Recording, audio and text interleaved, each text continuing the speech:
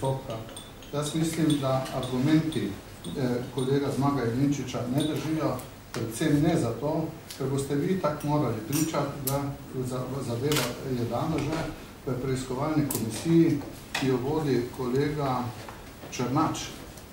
In ne morate biti hkrati v dveh preiskovalnih komisijah in tudi mislim, da glede odloka, ki je bil sprejet v tej komisiji, niste vi eden izmed tistih, ki bi lahko bil priča, ampak kot je rekla moja kolegica Cveta Zarokar Oražen, če kdo, potem bi lahko kolega Zmago Jelinčič nastopal v tem procesu.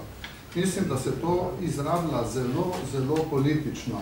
Poglejte, če samo na to... Bi samo povedal, da več kot očitno je pri preiskavi tega nakupa 8x8, gospod Cvikl, delujete, gospod Moge je rekel, da deluje gospod Jelinčič kot odvetnik Patrije, jaz pa trdim, da gospod Cvikl deluje kot odvetnik sistemske tehnike. In tukaj gre za resnično osebne in poslovne povezave s ljudmi, ki tam delujejo in mislim, da je bil, po mojem mnenju, da bi bilo prav izvedeti, ali je imel gospod Cvikl kakršnekoli zveze pri pripravi dokumentacije za 8x8, pri oddaji naročila in na ta vprašanja želimo odgovore. Še enkrat pa trdim, da nekakor ne želimo ovirati preiskave in želimo, da se ta zadeva dokonča.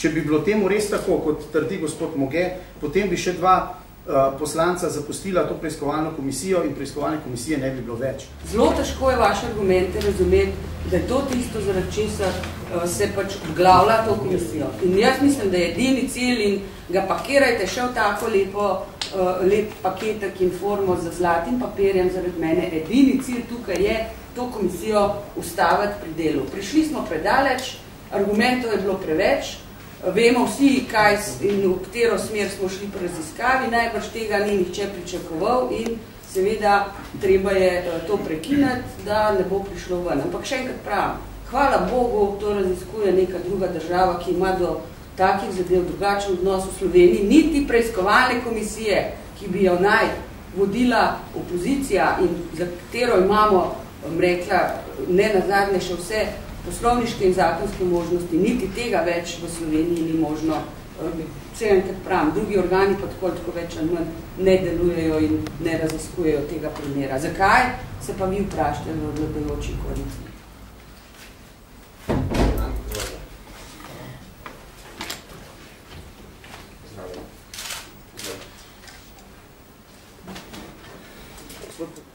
Tako kot pomočnik načelnika Generalštaba za logistiko in načelnik Združenega sektorja za strateško logistiko, ki sem bil odgovoren za načrtovanje in zagotovitev logističnega delovanja Slovenske vojske, za pripravo in izvrševanje finančnih načrtov Slovenske vojske ter opremljanje v fazi priprave zagonskih dokumentov ter uvajanje opreme v Slovensko vojsko.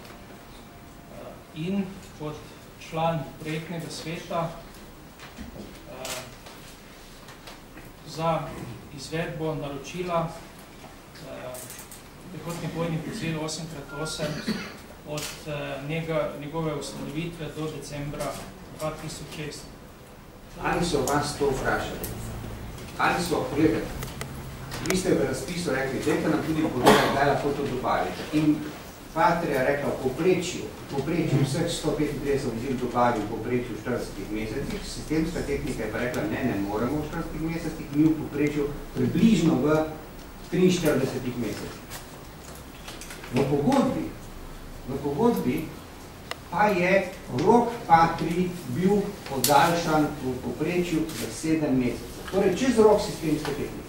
Ali so vas vprašali, ali vas je gospod Bavčar vprašal o tem, da nič hudega, če vi morate do sredine leta, ste rekli ste 2011, 2 leti prej moramo imeti bataljon 2009, 6 mesecev prej pa moramo imeti v bistvu že zadeve, počas dobavljamo v Slovensko vojsko. Zdaj smo v bistvu junija 2008, drži? Zdaj, mi ne bi imeli prvi motoriziran bataljon z Patrijami, ki bi šel počasi v Slovensko vojsko že v letu 2008, drži? Ne. Ampak v letu? 2009. 2009 naj bi imeli koliko Patrij? do konca 2009. V letu 2009, ja? Jaz mislim, da to treba pogledati, da se je nočni program. Jaz se ne spomnim, da so bile zadeve tako v razpisu zapisane. Vodja pogajalske skupine je pa imel določen okvir. Seveda, eden od teh okvirjev je bil tudi dinamika iz srednjeročnega obrambnega programa. Tako da neposredno te komunikacije, kot ste vprašali med vodjo pogajalske skupine in mano, ni bilo. Je bila pa tekla ta komunikacija od pogajalske skupine preko projektnega sveta do ministra oziroma od ministra nazaj do načelnika pogajalskega štaba. Vi ste bil odgovoren za dinamiko, torej bi mogli nekdo vprašati.